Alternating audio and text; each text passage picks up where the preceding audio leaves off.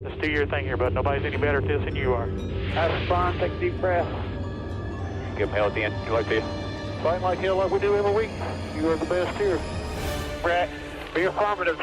You told me to get on. Info. Ready. Ready. Go slow. Green, green, green. Lock it down, lock it down.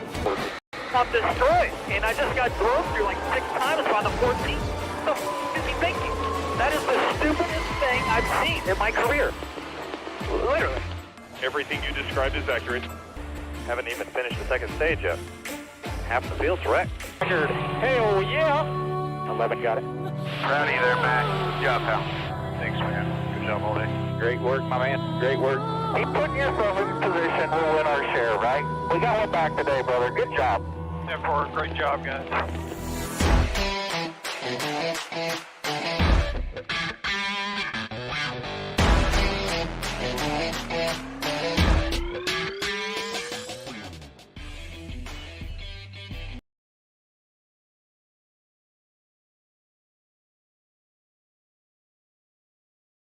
And welcome to Racing in the Draft. My name is Mark, and coming to you live from Charleston, South Carolina.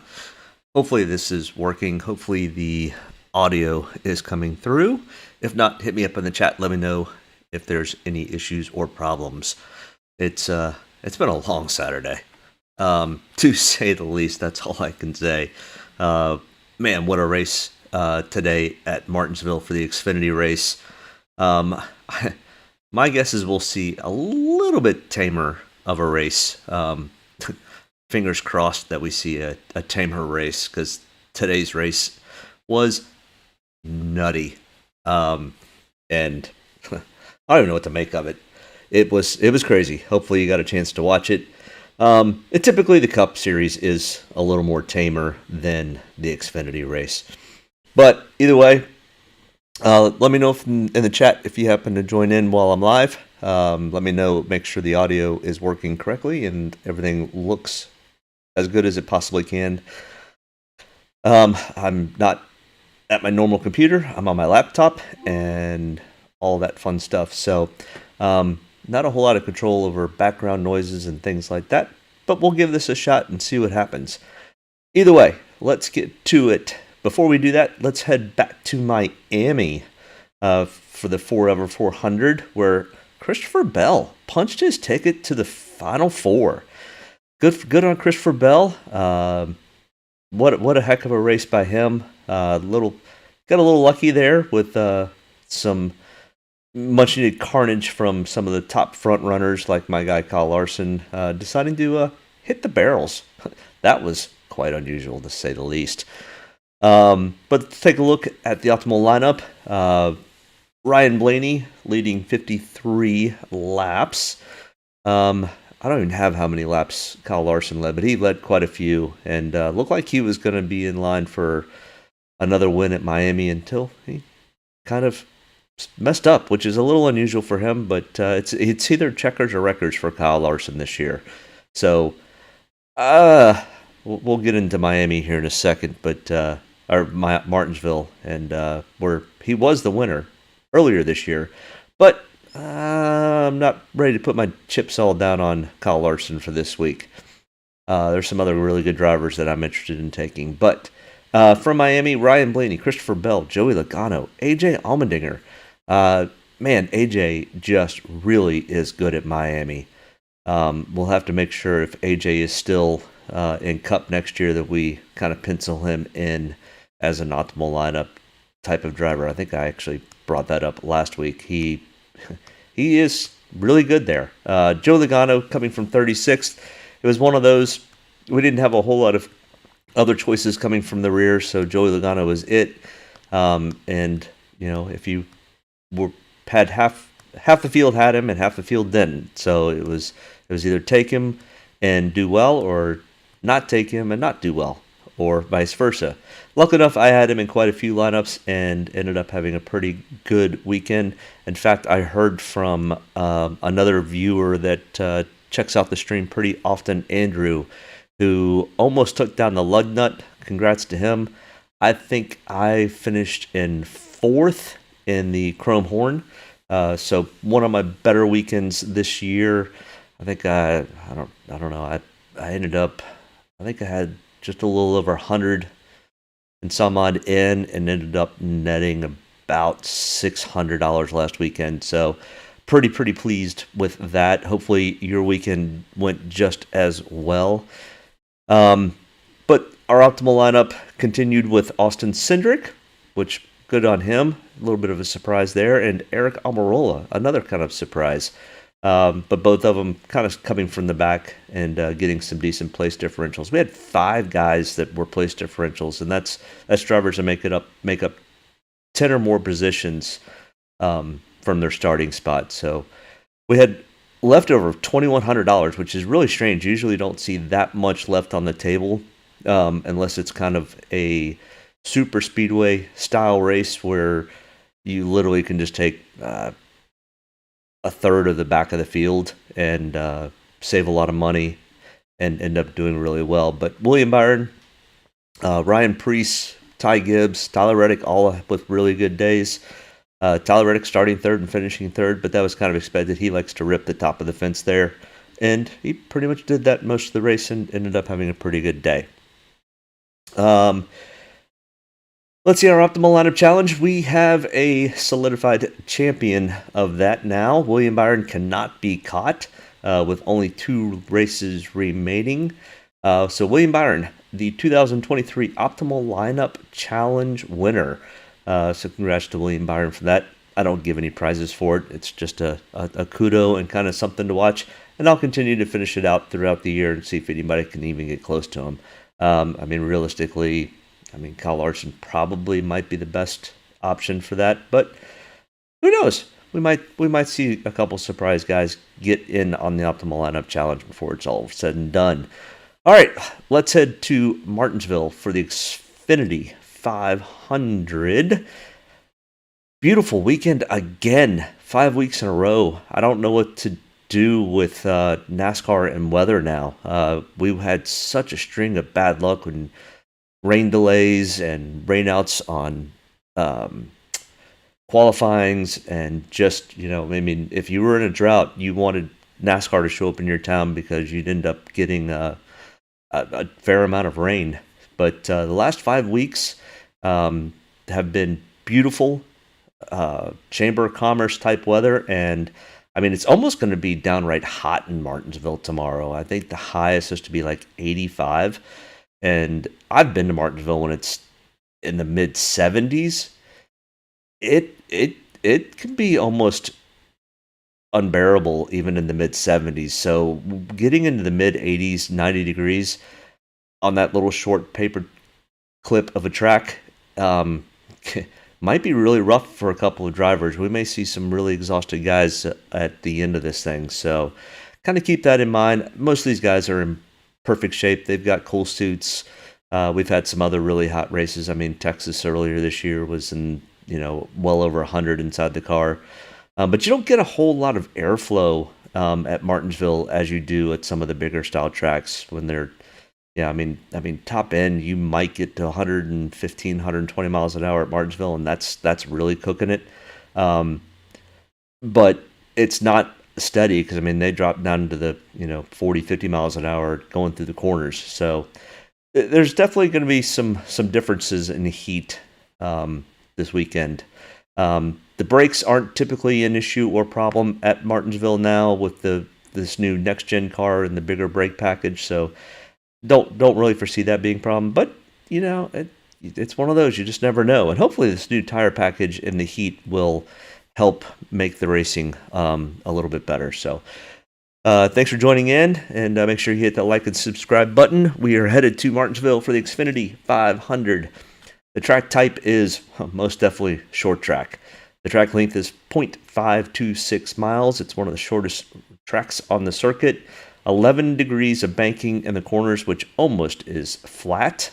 Race length is 500 laps. Dominator points of 350. Dominator points will absolutely be something we need to be concerned with. We are looking for guys that are going to get out, lead for a ton of laps, and get some Dominator points. And there are a couple guys that definitely could do that here and have done that here in the past. one of them being Denny Hamlin. So definitely keep an eye on Denny. He was pretty quick in practice, but we'll get to all the drivers here in just a moment. So our Dominator points come from 125 points of laps led and 225 points from fast laps for a total of 350. Other tracks we compare to: Richmond, Nashville, Phoenix, where they're going to be headed next week. So this will be a little bit of a preview to Phoenix next week. Really, when we're looking at Phoenix, we'll look much more at the Richmond-style track in Nashville. But Martinsville's kind of a unique track all on its own. It's got some concrete in through the bottom groove of the corners. It's very bottom-grooved racing. But as we saw in the Xfinity race today, I mean, they were racing 3 wide there for a little while. So it is possible that we see some 2 and 3 wide racing if they can get up underneath each other. I do have to apologize. I have not had a chance to make any of my lineups, so I do not have any of my percentages owned, which is in this top right spot here, which is got this little percent sign. Usually I've got a 5% variable, so if, Denny Hamlin, I would probably expect that I'm going to be in the 30 to 35% ownership range, but I have not had a chance to do any of my lineups yet, so I don't have any percentages, and I just didn't want to make it up on the fly. So sorry about that, but going out of town and being at the baseball park and the beach all day with my son, did not have a chance to fully get into all of my lineups and stuff, but I'm going to do that in the morning. So I wish I had more information on what and how much I was running. I can give you a little bit of guess as we go through these drivers. But if you're the first time watching, make sure you chime in. Would love to hear some of your feedback. But we'll break down this first box here in full detail, and then we'll do a summary of each driver as we go through. But Denny Hamlin, 11,500 on Draftkings. I only do Draftkings. I don't do any FanDuel stuff. I just never been. I kind of found Draftkings and did it, and then never really looked anywhere else. So Denny Hamlin, 11,500. His starting spot is 4th. The starting spot is where he qualified, and it's where he'll start the race. Next to that is his practice speeds, and he was first in single lap speed. So he was the fastest car in single lap speed. He did a total of 23 laps of practice. He was 13th in 10 lap consecutive average. So a driver needs to go out and run 10 consecutive laps without coming into the pits for adjustments during practice. And Denny Hamlin was 13th fastest out of, I think it was 31 total drivers that had 10 lap consecutive averages.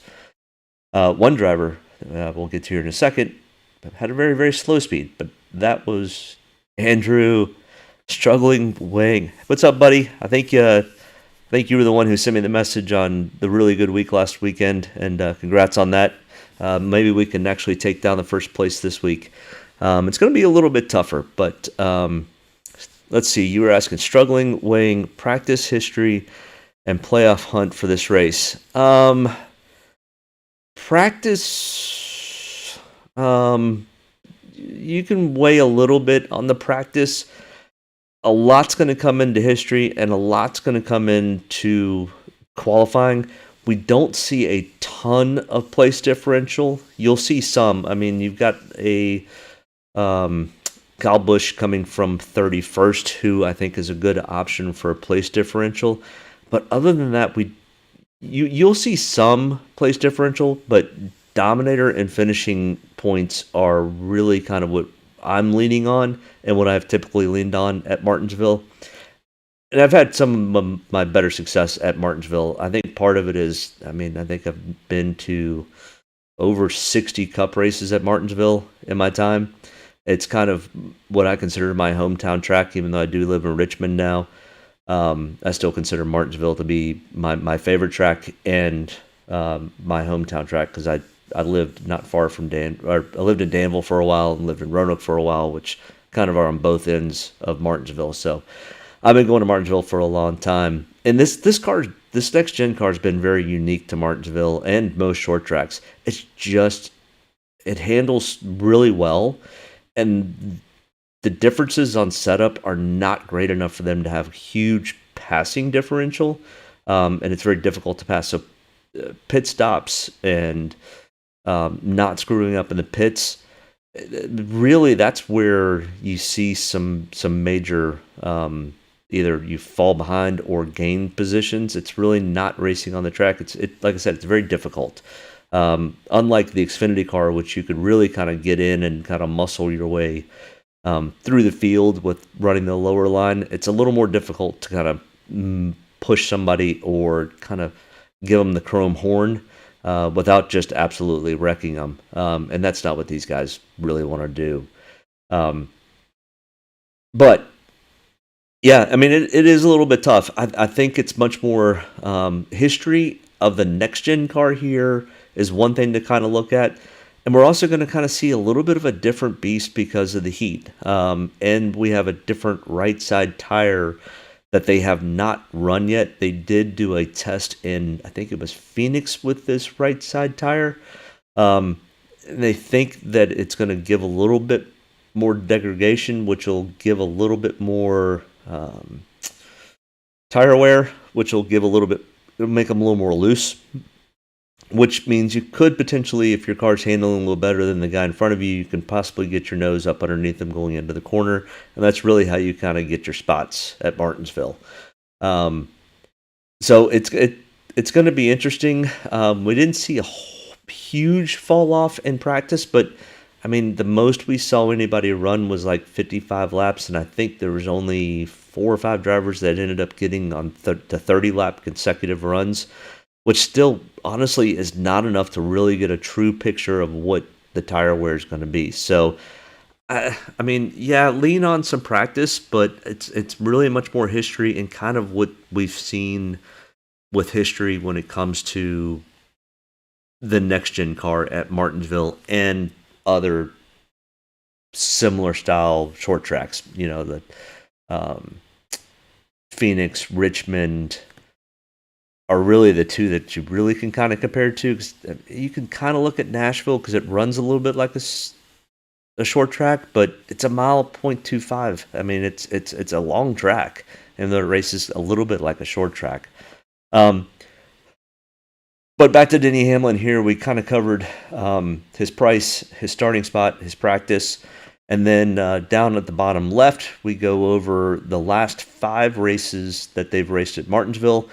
And remember, the 2021 season was in the last generation car, and the 2022 both races and the 2023 spring race were with this next-gen car.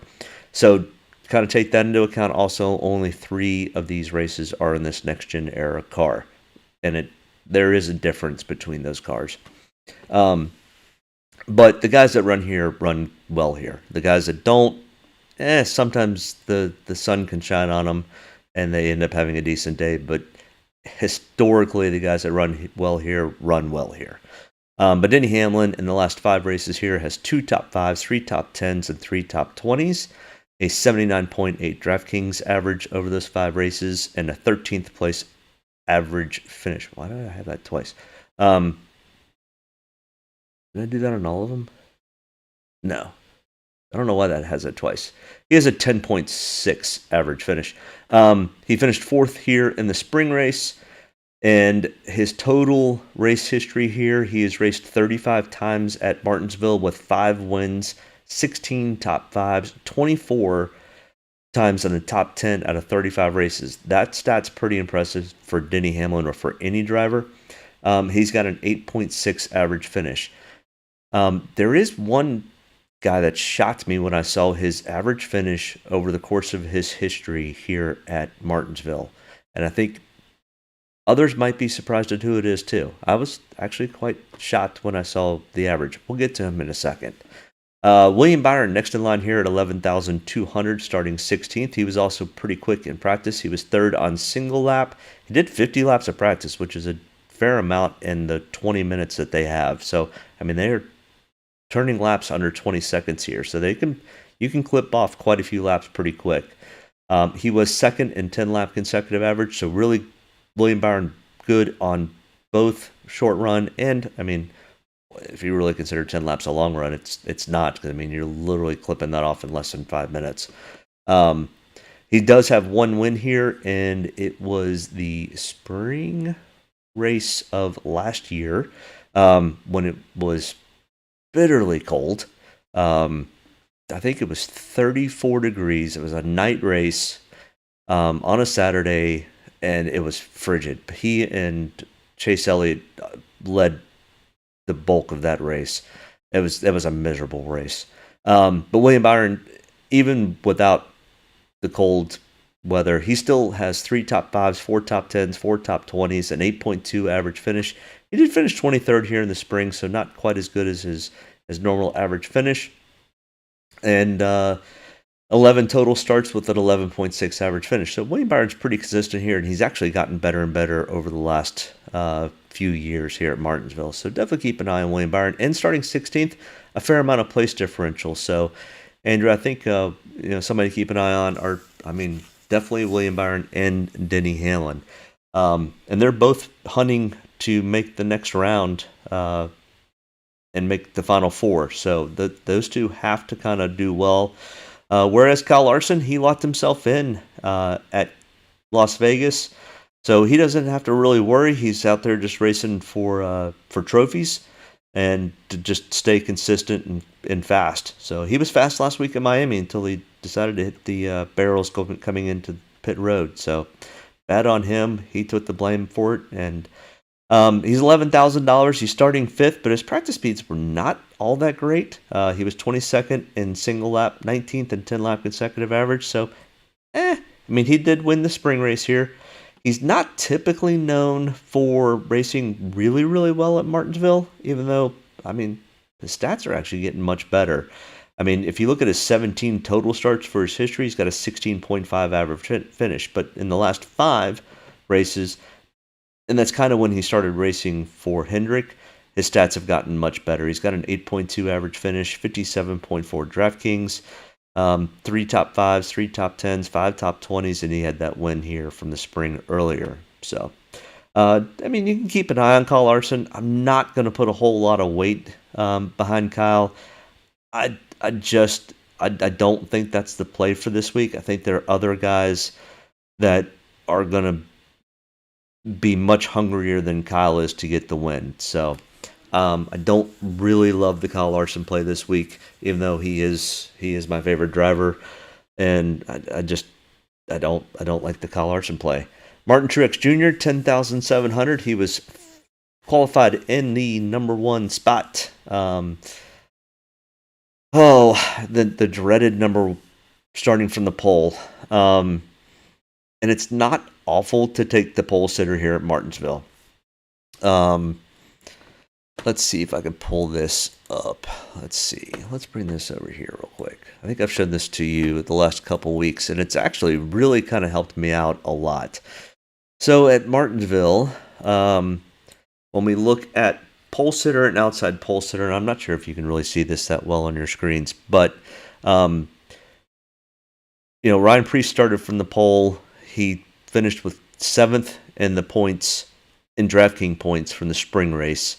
Daniel Suarez started in 2nd and didn't lead a whole lot of laps, so he only had 18.6. But if we look at the rest of the races, the pole sitter and outside pole sitter have been in the top 15 pretty consistently for the last 4 races prior to the spring race. So definitely don't take out the pole sitter necessarily. And I think one of the biggest things is the pole sitter or outside pole sitter typically will go out and lead a bulk of the first or second stage. Then it gets a little chaotic when they start having a little bit longer runs and those types of things. So definitely keep an eye out for the pole sitter and outside pole sitter. Now, with that being said, Martin Truex Jr. has not been good so far in the playoffs. He has won 3 times here at Martinsville, and he's won 1 time in one of the races in 2021.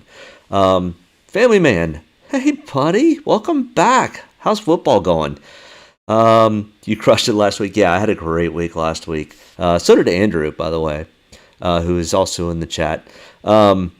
Just hit the like button, and hope you smash it again tomorrow. You too. Hopefully you have a great NFL day. And hey, we'll pick things up in a couple of months when football's over and NASCAR starts back up. So good. Thanks for joining in, and good luck in the NFL tomorrow.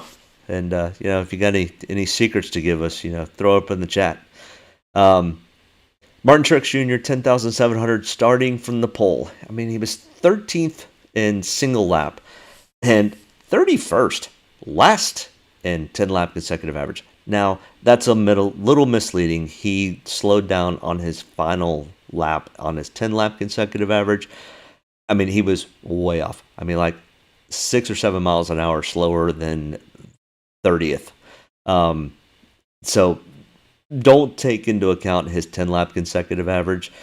That's not where he should be. And it's hard to say without having all of the data. He was probably in the teens on his 10-lap consecutive average. So don't take too much count into the 31st on 10-lap consecutive average. But Martin Truex Jr. did finish third here in the spring. He's got a 10.2 average finish over the last five races here at Martinsville, and a 16.5 average finish over the course of his 35 total races here at Martinsville. 3 wins, but yeah, I mean, Martin Truex Jr. kind of has to win to make the Final Four. I mean, right now, I think it's Denny Hamlin and William Byron. It's for them to lose. Martin Truex Jr. is going to kind of have to win. And there's another outside shot that somebody that we may not be really looking at really has a good shot at getting there. And that's Ryan Blaney. Ryan Blaney, 10,400, starting in 11th. He was 14th in single lap and 8th in 10-lap consecutive average. He did 54 total laps in practice. Look at this crazy stat. Ryan Blaney, in the last 5 races, has a 7.2 average finish. That's the best average finish on this page, first off. He's got a 58.7 Draftkings average, 2 top 5s, 3 top 10s, and 5 top 20s in the last 5 races. I mean, that's right there with Kyle Larson. That's really good. He finished 7th here in the spring race. And out of his 15 total starts here, this is the one that blew me away. He's got a 5.9 average finish for his entire history at Martinsville. I mean, I've been to so many Martinsville races and he just has never won, but he's finished in the top 5 pretty consistently. It was a head scratcher for me. I was like, there's no way. And I even went back to Racing Reference to make sure that I didn't have something screwed up on all my spreadsheets. But yeah, Ryan Blaney is Mr. Consistent about running in the top 5. Now, will that come through tomorrow? I don't know. But I mean, if history's any telltale sign, Ryan Blaney may be kind of the sleeper pick this weekend. Even though Ryan Blaney's really not that much of a sleeper. Paul Moss, evening, buddy. I'm 35 miles south from Martinsville and have property in Danville. Nice. Hope we don't have too many cautions. Oh my God, the Xfintiy race was nuts. 30-minute red flag with 6 laps to go was a little much. So Paul, you're 35 miles south of Martinsville and you have property in Danville. My best friend still lives in Danville. He's actually got a meet and greet tomorrow with Kevin Harvick. He's a beer distributor in Danville, so he gets to go meet Kevin Harvick for the last time, and he's a huge Kevin Harvick fan. So a little disappointed that I'm not going to be there with him to see Kevin race his final race at Martinsville. But Chris, have fun tomorrow. It's going to be a good time. I'm sorry I'm missing it, but Suns baseball tournament at the beach at my dad's house down in Charleston, South Carolina. There could be worse places to be, that's for sure. So, but it's going to be a great race again. I get to kind of listen to it on the radio on the drive home. But definitely keep an eye on Ryan Blaney tomorrow. I like the Ryan Blaney play. It is crazy how many guys that are left in the top 8 that really have a legitimate shot of making the Final Four. It could end up being as wild as the Xfinity race today, which was, if you haven't watched it, it was wild. The Richard Childress had both cars in with 1 lap to go, and neither of them made the Final Four. I'll be shocked if Sheldon Creed has a ride for next week. Even though I don't think he really did anything wrong, but I'm not sure Richard Childress is going to see it that way. Christopher Bell, 10,100, locked himself in last week to the Final Four. Congrats to him. I mean, Christopher Bell's fairly consistent here. I mean, he's got a 12.2 average finish. He's starting in 7th. Wasn't super fast in practice. He was 21st in single lap, 16th in 10 lap. He does have a win. He got the win here last year to get himself into the final four. I mean, it's kind of like a Kyle Larson. He's punched his ticket for the Final Four. When push comes to shove, is Christopher Bell really going to shove back, or is he kind of roll over? I don't know. I mean, I'll have a small ownership in Christopher Bell, but I'm not going to go real deep on it. I don't love the starting spot. I don't like the practice speeds, and his average finishes are not. I mean, they're okay, but they're not stellar. So, I mean, more likely, I'll probably fade off of Christopher Bell a little bit this week. Now that he and Kyle Larson are both locked in, I think there's some room to go elsewhere. But, gosh, I didn't fix any of the pictures for this week. I knew I was missing something this week. I got some of them. Ryan Blaney, Martin Truex Jr.'s right. I don't know why these aren't right. Because that's not Christopher Bell's car and that's not Joey Logano's car. I'm sorry, it's been a crazy weekend. My bad. Either way, you can go on to NASCAR.com and look at the paint schemes. That's where I pull them from. So, Joey Logano here, 9,800, starting 15th. 15th in single lap practice, 14th in 10 lap consecutive average. He did finish second here in the spring race. And in the spring race, he literally was I think he did go a lap down, got his lap back, and then ended up coming and finishing in second. And if we look over the last 5 races, I mean, he's got 5 top 10s in the last... 5 top 10s in the last 5 races. It's a tongue twister. With a 5.4 average finish. I mean, that's pretty darn consistent. Starting in 15th. But, I mean, other than going after a trophy, there's not much for Joey Logano to go for in this race. He's only got 1 win. He's got a 10.8 average finish, starting 15th. I don't mind the Joey Logano play. I'll probably have 20-25% ownership in Joey. I mean, I think it's somebody that might get overlooked a little bit because he's kind of surrounded by a lot of the chase drivers. So he may end up being overlooked and might be a little contrarian. So kind of, you might want to take a few shots on Joey, but I wouldn't go real deep on him. I mean, kind of same thing with Brad Keselowski here, 9,500. His average finish is not near as good as Joey Logano's, but Brad's got 2 wins here. He has run well at Martinsville in the past. He's still looking to get that first victory in this next gen and / ownership role at RFK. So I don't mind the Brad play. Starting in 10th. I mean, they're going to shoot to try to get Chris Buescher into the Final Four. I mean, though I think that's a really, really long shot at this point. He's got to win to get in. And I just don't know. I've never seen Chris Buescher have great speed at Martinsville. But also I haven't seen him have great speed at some of the other tracks he has won at this year. So, but the Brad play, I don't mind. Might be kind of like Joey, might be a little contrarian, might get overlooked a little bit. I don't know. I mean, he's got a 16.2 average finish over the last 5 starts here and 11.7 starting in 10th.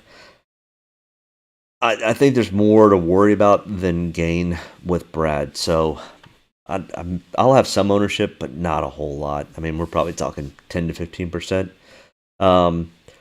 Tyler Reddick next in line here at 9,200, starting 19th. And this is not one of Tyler Reddick's best tracks. Far from it. He's not good at pretty much any of the tracks in Virginia. I don't know what it is with Tyler Reddick and tracks in Virginia. They're also both short tracks. And Tyler Reddick just historically has not been very good at short tracks. I mean, he's got 7 total starts at Martinsville with a 20.3 average finish. In the last 5 races, the average finish isn't any better at a 20.4. He finished 22nd here in the spring, and he's starting 19th. Yeah, he's vying for a spot in the round of 4, but I think he's out. I think Christopher Buescher's out. I don't like the Tyler Reddick play. I know he practiced pretty quick. He was 8th in single lap and 6th in 10 lap consecutive average. I mean, kind of a wild card. I'm kind of put him in the same boat as I put the Joey and Brad play. I'm going to have a little bit of ownership, but I'm not going to have a whole lot of Tyler Reddick. He's struggled at short, flat tracks throughout his whole career. He's much better on road courses and the mile and a halves. So, I mean, Tyler Reddick could bust me tomorrow, but I'm probably going to stay a little bit away from Tyler Reddick. Kyle Busch, $9,000, starting 31st. This is probably our best place differential play on the board.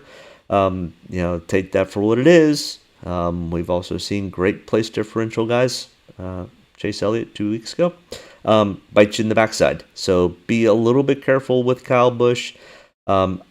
He will probably be in the 40% ownership range. He was pretty quick in practice until he just messed up his qualifying, as best I could tell. I was at the beach in baseball tournaments when all of that qualifying and practice happened, so I've not had a chance to watch it. I did read some notes on practice, but it just sounds like he just missed qualifying. It just didn't hit the corners the way he needed to. So Kyle Busch at $9,000, starting 31st. Decent in practice, and he's got a 14th place average finish over the last 5 races. Not bad. Finishing 21st. I mean, if he goes and finishes 21st again, that's not going to be enough at $9,000, even gaining 10 spots to do anything for your lineups. I mean, it puts him probably 15th in points, but I'm not sure that I'm shooting for somebody to get 15th in points. I would be a little cautious with Kyle Busch. I mean, out of everybody on this page, I think I like the Kyle Busch play probably the best. But I could also see a play not having him in. I'm not going to have him in 50% of my lineups. I'm probably going to have him in 30, maybe 35%.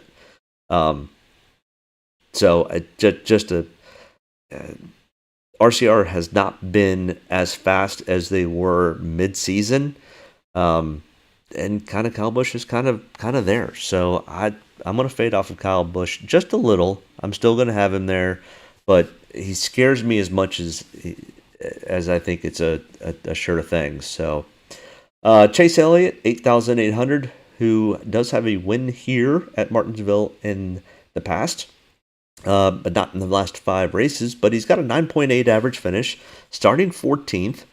His practice speeds were not quite where I want, but Chase Elliott's practice speeds all year long have not been great, and he's ended up having pretty decent finishes. Now, Chase Elliott needs to win to get the owner's points race into the Final Four, which could leave a driver on the outside looking in. He's done that every round so far. The 19 car, Martin Truex Jr. is still in the driver's chase, but he's not in the owner's chase anymore. So can Chase Elliott shut the door on number 11 Denny Hamlin and Joe Gibbs Racing? Or does Chase Elliott just miss? He is in a must-win position to get into the Owners' Championship Final Four. That's where all the money is. So Chase Elliott has still a lot to run for and try to get a win, he has to win to get in.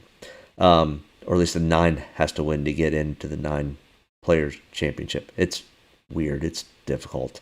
But I understand why they do it. I mean, the reason why they do it is, I mean, Chase Elliott missed, 8, 9, 10 weeks or whatever, and the 9 car owner's points is still in the hunt from winning a championship. So Chase Elliott's going to go out and give it all he's got. That's for sure. Starting 14th, we got some place differential. Practice speeds don't worry me all that much. I think Chase Elliott's probably good. Probably a solid top 10. May even vie for a top 5. And I think if he's up there, he could easily get a win. So he has run pretty consistently here over the last few races. So I don't mind taking some chances on Chase Elliott. Chris Buescher, 8,600, starting 18th. I mean, he was 16th in single lap, 9th in 10 lap consecutive average. Not bad. He finished 14th here in the spring. Okay. A 15.2 average finish. No top 5s, only one top 10. Now we're starting to see a little bit of issue. And honestly, RFK Racing and Chris Buescher have not been the same driver, at least in the last 5 or 6 weeks. Why, I don't know. Other than the tracks just don't set up to be really in Chris Buescher's wheelhouse, other than the Roval. I would have thought he would have run a little bit better at Las Vegas, but he didn't. So I don't know if some of the mojo has kind of faded from this 17 car or not. So I don't mind the place differential potential with Chris Buescher. I don't know. I mean, half the time he finishes in the top 20. Half the time he doesn't. So, I mean, it's not like he's knocking it out of the park. He's only got one top 10. Makes me a little nervous. I don't think I'm much on Chris Buescher at this point. So, Kevin Harvick, next in line here at 8,300. His last final trip around the paperclip. He does have one win to his record here. A couple years ago. Actually, he was driving the Outback Steakhouse car. He and Ryan Newman and Jeff Gordon 3 wide into turn 1 and 2, and Kevin Harvick ended up coming out on the right side of that, if I remember correctly. $8,300 though. Starting 8th, got a 14.4 average finish over the last 5 races. No top 5s, only one top 10. That's a little worrisome starting in 8th. This is not one of Kevin's strongest tracks. It's not one of his weakest either, but if there's a track that Kevin can potentially have trouble with, this is it. And they've definitely had trouble on pit road and have not been the fastest on pit road. SHR has definitely been struggling. I don't like the 8th place where Kevin's starting. If he were starting in the 20s, I'd have some more interest, but starting in 8th, I don't think I have a whole lot of interest. Now, like I said, I haven't started to put lineups together yet, but I don't foresee Kevin being heavily owned. Probably like 10 to 15% ownership is kind of where I think I'm going to fall, probably with Kevin Harvick. I just think he's starting a little too far up. I mean, his practice speeds were okay, but SHR's just been struggling really bad so far this year. So, not sure where that team is headed, but they're going to need to revamp in the offseason. Ty Gibbs, 8,100, starting outside pole. 4th in single lap, 7th in 10 lap consecutive average. Is this the week that Ty Gibbs gets his win? Maybe. But I don't know if I want to pull the trigger on Ty Gibbs. He has decent runs and then screws something up on pit road or just has a hiccup and then he ends up finishing 15th. Starting outside pole, Ty Gibbs scares me like Bubba Wallace scares me. It's just too inconsistent for me to pull the trigger with Ty Gibbs starting in 2nd. If he were starting in 12th or 22nd, maybe. Starting 2nd, it's too, in my opinion, it's too risky of a shot. Now, history tells us anything, at least one, either the pole sitter or outside pole sitter, have always been in the top 15 in DraftKings points. Out of the two, Ty Gibbs scares me more than Martin Truex Jr. Martin Truex Jr. has more to lose. So I think the potential is there for Martin Truex Jr. to have a better day. But I know Ty wants to get a win in his rookie season. So I just don't know if there's enough there for me to take Ty Gibbs. I'm going to fade probably off of Ty Gibbs. I'll probably only have 5 to 10% ownership, to be perfectly honest. I don't like the outside pole. He may go out and lead 100 laps tomorrow, and I'm not even sure if that's enough. If he falls to 20th, if that's going to be enough to get him into the top 15 in points or not. It'd be close. Next in line here, Ross Chastain. I mean, I wonder how many times, if I'm not watching the TV tomorrow, but I wonder how many times we'll see the Hail Melon play. I mean, it's already been everywhere and every advertisement for this race. It's almost to the point where I'm like, okay, I saw it in person, it was really cool, but now I'm getting tired of the Hail Melon. And it was cool, and it was fun, but okay, can we find something new? Can somebody do something cool this year so we can at least not see the Hail Melon every time we turn on TV and they talk about Martinsville? Oh, the Hail Melon! I'm like, okay, I'm done with it. Starting 13th, he finished 13th in the spring. 17th in single lap, 20th in 10 lap consecutive average, 13.4 average finish over the last 5 races. He can't pull the Hail Melon this year; it's illegal. Starting at 13th, I mean, it's not bad here. I mean, but I think this is a case of, I think he's going to finish where he starts, and I don't think that's enough at $8,000 for me to have much ownership. I'm probably looking at probably 5 to 10% ownership with Ross Chastain too. I mean, out of everybody on this page, if I'm picking somebody on this page, I'm picking Chase Elliott. So if that kind of tells you where I'm lying, I think I like the Chase Elliott play best on this page. I've never really kind of picked best of per page. Maybe it's something I do different. I don't know. Bubba Wallace, 7,700, starting in 6th. Practice speeds were good. 7th. He did 55 laps of practice, which is one of the most laps done in practice. 4th and 10 lap consecutive average. Oh, okay. 15th place average finish, though. Finished in 9th in the spring. Okay, not bad. Has never gotten a top 5 here. Well, we kind of need for Bubba Wallace to get a top 5 or lead a bunch of laps, even starting in 6. Yeah, I mean, now Bubba Wallace has won here at Martinsville before. He won in the Truck Series. Way different. I'm gonna play Bubba kind of like I played Ty Gibbs. 5-10% ownership. I just don't love the play here at $7,700. It's in that weird middle ground where I know somebody from this middle area is going to need to get played. I just don't think Bubba Wallace is it. So Bubba Wallace and Ty Gibbs go out and have phenomenal days. More likely, I'm probably not going to do very well. But I don't. My gut just tells me no. And I'll call it a gut check. It's a gut play. I just don't like the Ty Gibbs or Bubba Wallace play this week. Alex Bowman, starting 22nd. He does have a win here. And in the last 5 races, I think it was either the fall or spring of 2021 where he got that win. 14.5 average finish. He finished 11th in the spring. But, God, Alex, what have you done for me lately? He has been about awful.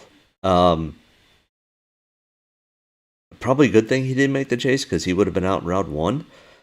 I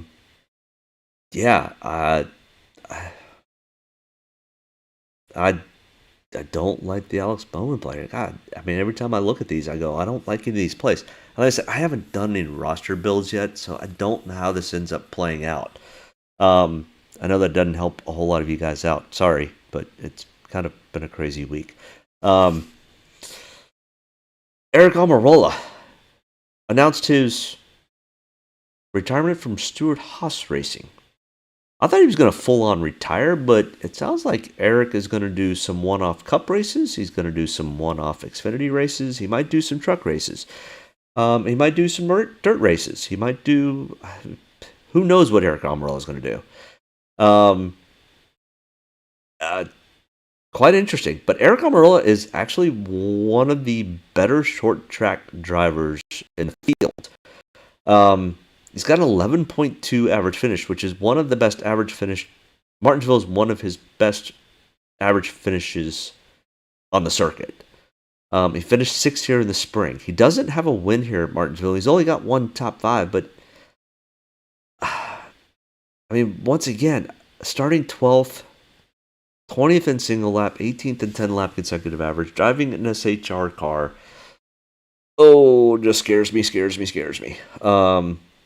God, there really is nothing in the 7,000 to 8,000 range that I have seen yet that I like. They're just not. There's not enough place differential. I don't think they're fast enough at these tracks to really. But one of these guys is we need to hit on. I think so far it's probably maybe the Alex Bowman play. Mostly because Hendrick is really good at Martinsville. Does not matter what happens. I mean, Chase Briscoe, another SHR car.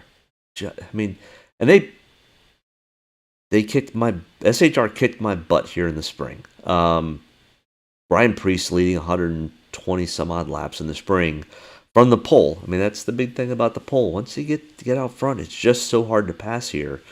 And I think that's where Martin Truex Jr. comes into play for tomorrow. I think he is going to lead a lot of stage 1.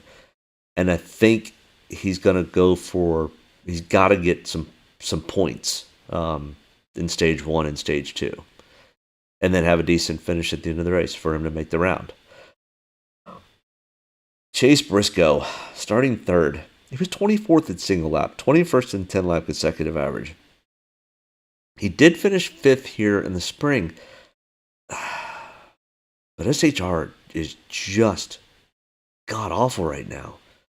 14.6 average finish, but starting 3rd, there's not enough, and I know this is not a place differential track, and that's the tough part about this. I mean, once again, I kind of put him in the same boat as Ty Gibbs. It's just, I don't like the place differential with Chase Briscoe. I mean, I might have 10% ownership. But I mean, here we go. I mean, all of the SHR cars again are finishing top 12 or starting top 12 or better. What was Kevin Harvick is starting 8th, Briscoe starting 3rd, Priest is starting 9th, and Eric Almirola is starting 12th. I mean, they qualified well again, and they all qualified in Martinsville in the top 10. But most of them didn't have a good day. Let's pull that sheet back up. Let's look at this. In the spring, Briscoe had 88.2, so he was the highest point getter.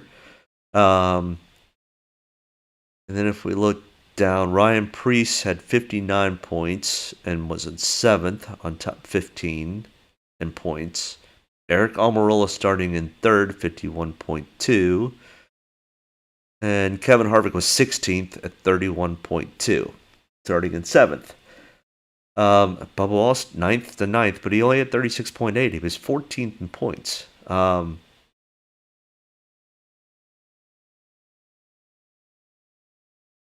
mean, I guess there is an argument for the SHR guys to run decent. I mean, Chase Briscoe in the fall of 2020 started 3rd, finished in 10th with 45 points. So I mean, I guess there may be an argument there for Chase Briscoe. God, starting 3rd just scares me, especially when he didn't have great practice speeds. Same thing with Ryan Preece, 30th in single lap, 25th in 10 lap consecutive average, and then goes out and qualifies 9th. Just not a whole lot of room for anything. I mean, I guess I'm going to end up having, out of my 40 lineups, I guess I'll have one or two or three that have an SHR build kind of around him in case SHR does hit on something tomorrow. I don't want to be completely blindsided, but that's only because I'm running 40 different lineups. If I'm only running 2, 3, 4 lineups, I'm not sure I have a whole lot of ownership in SHR cars. They're too inconsistent. But I think if you're running 30, 40 different lineups, I think you have to put a play in of SHR cars, just in case they have another week like they had in the spring. So, like I said, we've got different right side tires. I think this car is going to drive a little bit different, and we're also talking about playoffs. We're talking about the Final Four. What are you willing to do to make the Final Four? And that doesn't include any of the SHR guys. Daniel Suarez next in the line here at 6,900, starting 27th. Pretty good place differential chance here. He's 6th in single lap, 11th in 10 lap consecutive average. Finished 17th in the spring, but he's got a 23.8 average finish over the last 5 races with only 2 top 20s, no top 10s. But starting 27th, you could take a shot here with Daniel Suarez. So far, we haven't really hit on anything between Chase Elliott and now. And somebody in that grouping is going to end up having a decent day. Which one is it? I don't know. Find a 12-sided dice and roll it and see. Honestly, I don't know. Daniel Suarez right now is probably the best for place differential. But if we're looking at his average finishes of 23.8 over the last 5 and a 21.6 over the last 13, that's kind of scary. I need more. Right now, I just don't see it. Next in line here, Eric Jones at $6,700. Starting 29th. Once again, 29th in single lap. Did not do a 10-lap consecutive average. At least he's got an 18.6 average finish over total history at Martinsville, but over the last 5 races, he's got a 20.2. Finished 31st in the spring. Legacy Motor Club is doing better, but not in the last 3 or 4 races. They've not been as good as they were prior to that. Fair amount of place differential here. You could take some shots on Eric Jones. But he has a tendency to get himself in trouble on these really tight short tracks. Does better at Darlington, which could be a real bitch of a track. I don't mind the Eric Jones play because there is a decent amount of place differential. He doesn't kill you completely if he ends up having just a mediocre day. And for a mediocre day, if he can finish his average, that might be enough to get you close to the top 15 in points.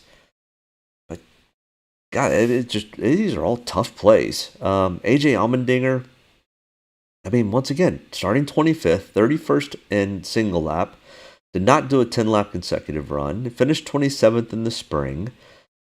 Over the last 3 races, he has no top 20s with an average finish of 25th. That's where he's starting. And if we look at his total work of history here at Martinsville, he's got an 18.8 finish. Once again, there's just nothing in here that goes, oh, yeah, I got to have some of that. And AJ doesn't fit that mold either at this point. These build lineups are going to be interesting. Austin Dillon, starting 26. Okay, if we look at his average finishes, pretty good. 15.2 over the last 5 and 16.0 over 18 total starts. but he was not very good in practice. 33rd in single lap, 27th in 10-lap consecutive average, which is almost last in 10-lap consecutive average, and he's going to start 26th. I mean, if he goes out and gets an average finish, then it's not awful. At least it's about 10 places, and you're finishing in the top 15 potentially. But God, I wish some of these guys had something to show. I mean, there is somebody coming up that might potentially have something. I mean, we can always take a shot on Carson Hocevar, but he was not good here in the trucks in the spring. Now, that was a really weird race. They raced in or on wet tires for the first time ever in the Cup Series. It was a real shot in the dark. Then Carson Hocevar got PO'd at somebody else and wrecked himself. He's gotten a lot more mature over the last 6 months, 7 months since that happened. And he's going to be driving in the Xfinity Series next year, or in the Cup Series next year. So, starting 32nd, at least there's a fair amount of place differential, or not a whole lot of place differential to hurt you. But we're going to need Carson Hocevar to finish close to 20th, which is about where he's been finishing at most of his races so far this year. I can see taking a small shot on some Carson Hocevar. I mean, I really think you're spreading out between Carson Hocevar, Austin Dillon, Eric Jones, maybe a little sprinkling of Daniel Suarez, and then maybe a little sprinkling of SHR cars. I don't know. This is going to be an interesting build tomorrow morning. Ricky Stenhouse Jr., 6,100. At least Ricky Stenhouse Jr. wins the paint scheme of the week. I'm a huge Reese Cup fan. So big props to the Reese Cup car. I may actually have to go get that diecast. That's a really good looking car. My son is absolutely in love with it. But Ricky Stenhouse Jr. at 6,100. I mean, if we're up to the paint schemes, I would give the checkered flag to Ricky Stenhouse Jr. Think I get the Dominators right and try to hit finishing positions over. And try to hit the finishing position. Yeah, you are right, Andrew. It's we're gonna need to find you want to target at least 2 Dominators. You want to target somebody that's gonna probably finish in the top 5. And then 1 or 2 place differentials, and then the 6th one's going to be a random, to be perfectly honest. It's going to be, I mean, it could be anything from a Justin Haley to a Ricky Stenhouse Jr. to a Daniel Suarez type, which are some place differentials. But yeah, the biggest points are going to come from the guys that finish really, really well. I mean, let's pull this up again real quick. I mean, if you look at our places, I mean, in the spring it was 5th, 1st, 4th, 7th, 12th. Were the highest points getters.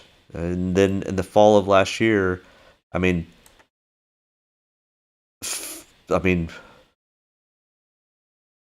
the worst finisher was Ty Gibbs finishing in 20th. Everybody else was finishing top 15. I want to try to get as many on the lead laps. Oh, absolutely. But I mean, it's all about finishing position here. I mean, Chase Elliott, because Chase Elliott, yeah, he did. This was the race that William Byron won, I think. Nope, Alex Bowman won the fall of 2021, but Chase Elliott must have led a ton of laps in the fall of 21 for 128.9. So yeah, I mean, this is the telltale sign here. It's top 10 finishes. Who's going to finish in the top 10? That's your clue, and not to be scared of pole sitters. So I think Martin Truex Jr. is definitely in play. And he needs to get the win or have a really, really, I mean, he needs to finish first in both stage 1 and stage 2 to get himself back into the points. So yeah, hopefully this kind of gives you a clue of what we're looking to try to hit, and it's getting the guys that are going to finish in the top 10. Hopefully it helps. I think it helps me kind of think about what I'm trying to find. I mean, Ricky Stenhouse Jr. could be somebody that finishes 10th. And if he finishes 10th, that's not a bad day. At 6,100, that opens up the door to run 3 of the top guns. I mean, that leaves the door open probably to run a Denny Hamlin, a Martin Truex Jr., and a William Byron. Along with, Ricky Stenhouse. Maybe, I can't remember where Ty Dillon's starting. We'll look at him in here in a second. And maybe a Corey LaJoie who was super fast in practice. A Michael McDowell I don't like. It's starting in 23rd. I think that's where he finishes. Maybe he sniffs a top 20, but that's going to be a real big sniff. I mean, the only thing that ends up being a wild card is if we have something like we had in the Xfinity race today, where they literally had 2 massive big pileup wrecks in the last 10 laps. And honestly, that's really hard to do with this next gen car. This next gen car is just much more stable than the Xfinity car is. If these guys do end up having an issue, they loop it around. They got too loose off of corner exit and loop it around and maybe hit the inside wall. They typically don't take a whole lot of other people with them. I mean, I say that now, and literally lap 55 tomorrow, they'll have a 15 car pileup going down the front stretch. But I don't like the Michael McDowell play starting 23rd. I think that's where he finishes. I mean, same thing here. Todd Gillen, I think, outkicked his coverage, starting in 17th. He's got a 23rd place average finish. He's only got 1 top 20 finish. Finished 25th here in the spring. He's starting too far up for me to have any real interest in Todd Gillen. I mean, the same thing's going to be said about Harrison Burton here in a second. Austin Cindric, starting 21st. At least Austin Cindric was really fast in practice. He was 5th in single lap, 3rd in 10 lap consecutive average, but finished 20th. He's got a 23.7 average finish at Martinsville. Finished 33rd in the spring. It's just, there's nothing I can trust here, at least with Austin Cindric, especially because he just has not been running well at all this year. I mean, they keep going through this. I just don't like the Austin Cindric play either. There's not much I like here. God. Justin Haley, maybe not really. I mean, look at his average finish of 30.6. He has no top 20. Starting 24th. He was 28th in single lap, 22nd in 10. I mean, one of these guys is going to have a decent day. I mean, there's too many guys that I sit here and go, nope, don't like that play, don't like that play, don't like that play, I don't like that play. I mean, out of everybody on this page, maybe Ricky Stenhouse Jr. He's got the best average finish of everybody on this page, but you got to pair him up with somebody in here if you're going to run 3 of the top dollar guys. I mean, maybe Harrison Burton. I mean, Harrison Burton's starting 28th. Okay. We've got some place differential here. He's got a pretty decent average finish of 22.3.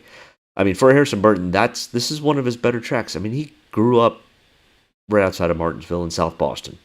He grew up cutting his teeth here and at South Boston, Motor Mile Speedway, or whatever it's now called, New River Speedway. This track does fit Harrison Burton's style. He has won here in the Xfinity race before. It is a local track for him.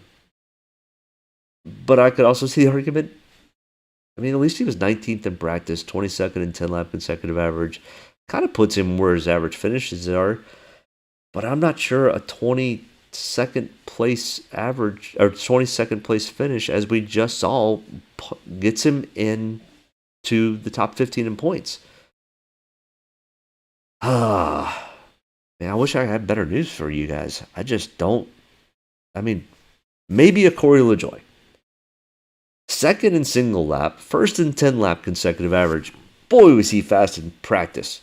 And just laid a goose egg during practice. Or during qualifying. Like I said, I missed qualifying and practice today. Why and how Corey LaJoie was second in fast lap and first in 10 lap consecutive average, and then goes out and lays a 30th in practice or in qualifying? With a 27.6 average finish. Now, I mean, I will say Spire is running better than what their average finishes have been. But I need a big swing here. I need a Corey LaJoie finishing 15th, starting 30th to be in the hunt.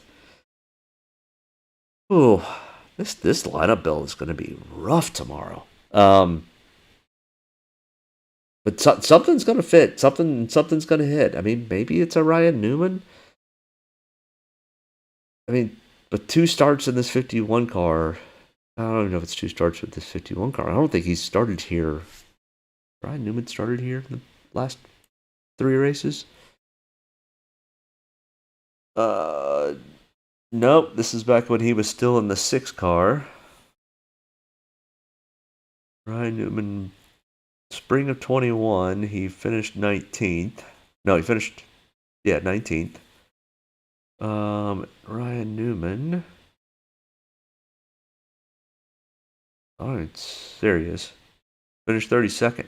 I don't know. I mean, jeez.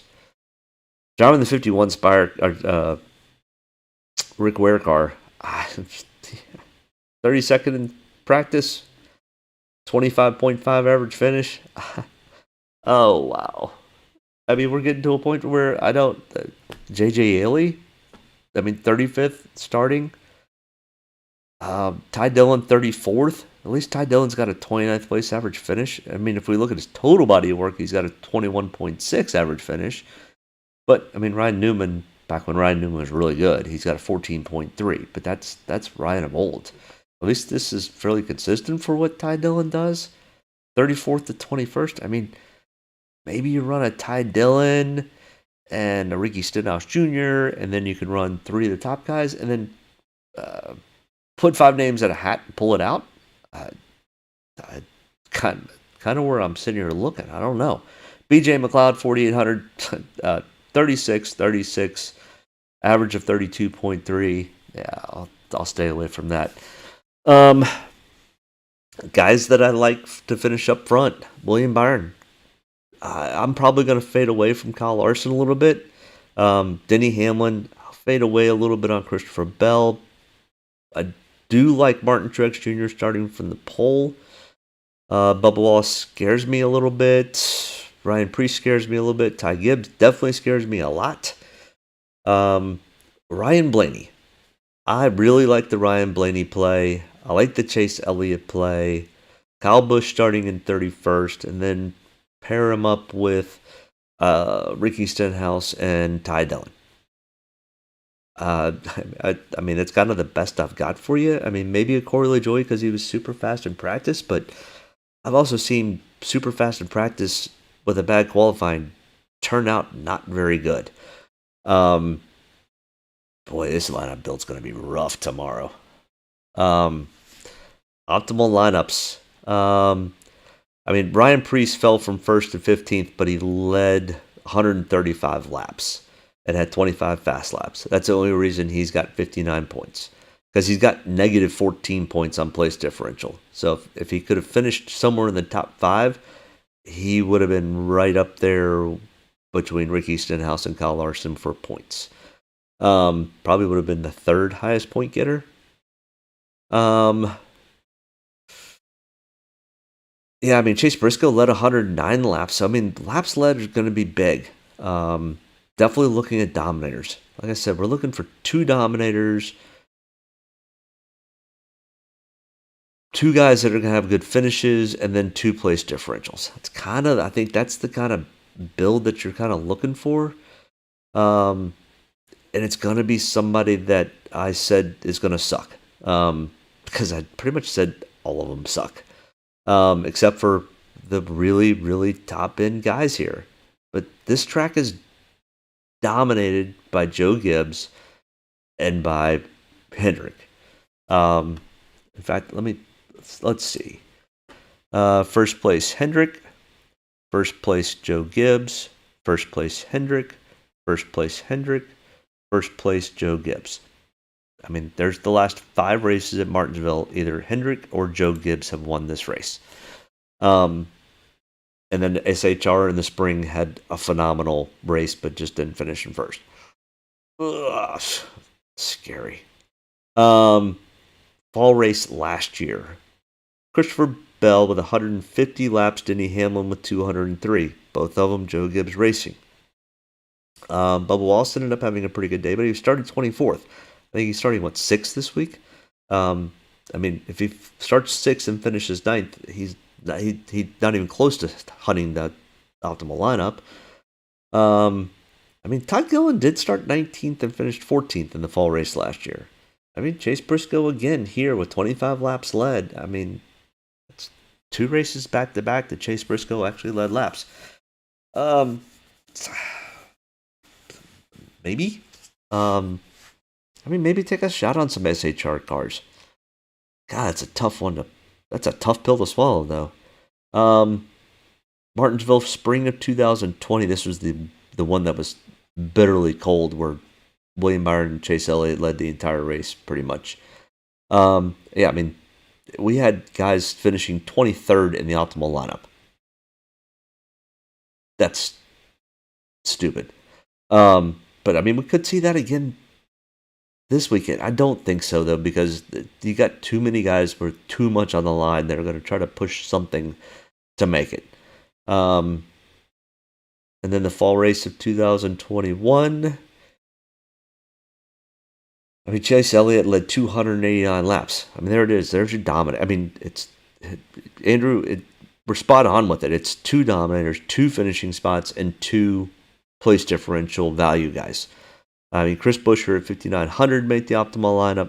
Ty Dillon at 5,500 made the optimal lineup. Ricky Stenhouse Jr. at $6,000 made the optimal lineup. And Todd Gillen at $4,800 made the optimal lineup.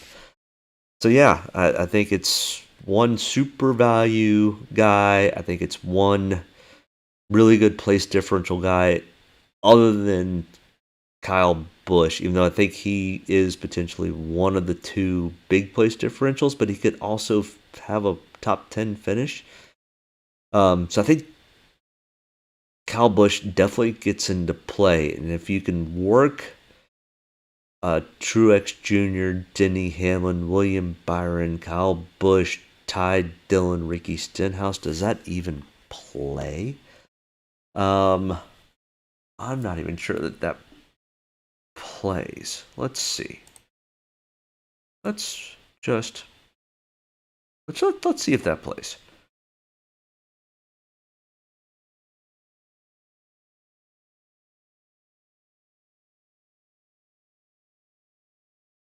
Let's see.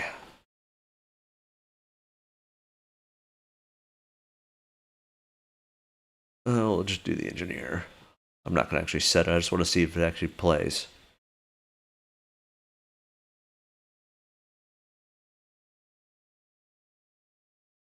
Sorry, the internet's not super fast here. I'm surprised I actually have excellent condition on my stream. How does the stream look? Does it look all right?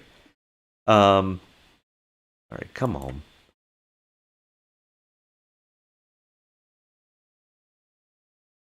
All right. So what did I say? Ty Dillon, Stenhouse Jr., Kyle Busch,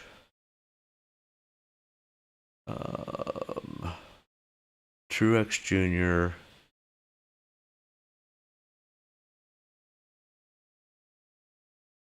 William Byron leaves $8,000 left, so Denny Hamlin's going to do the same thing, leave $7,700 left. But you could do a Ryan Blaney, 8,800, and a Chase Elliott. That's not a bad lineup right there. Ty Dillon, Ricky Stenhouse Jr., Kyle Busch. I mean, you've got Truex Jr. could go out and lead the first stage, which is 120 laps, I think, or something like that. Little bit of place differential in Chase Elliott. I think a good finishing spot for Ryan Blaney.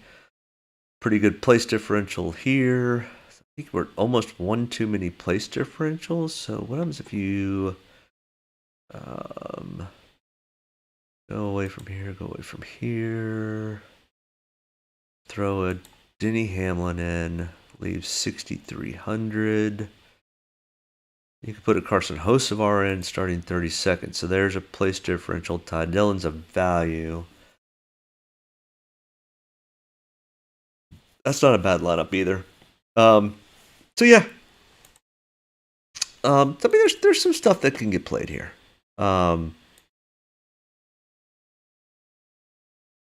I think this is more of a driver's track or more than equipment?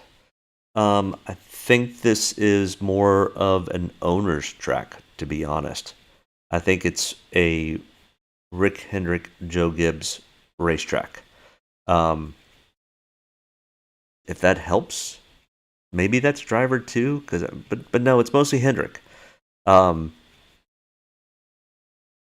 cause, I mean it's either Denny Hamlin, Christopher Bell, or any of the four Hendrick drivers that have won the last few races. I mean, Bell, Hamlin, Truex, and the four Hendrick guys are like the last 7 winners here at Martinsville. I mean, it's hard to look past those four drivers in that camp. I mean, which can include Ty Gibbs. So, I don't know if that helps you. The equipment's not that big of a deal here, and that's the problem. Is the equipment is not that big of a deal. They're too equally matched, and because they can shift, they can easily get themselves out of trouble if they have some tire spin or have issues coming off of the corner. Whereas what I'm saying is if they miss a little bit and overdrive the corner, they can just downshift and then push through it. And it doesn't beat up the tires as much. We'll see what the new tire package does. But, yeah, I mean, I think it's more of a driver/owner track than it is an equipment track. But the guys with lousy equipment don't all of a sudden run okay here. I mean, BJ McLeod's going to be lapped in the first 40 laps. JJ Elliott will be lapped in the first 45 laps.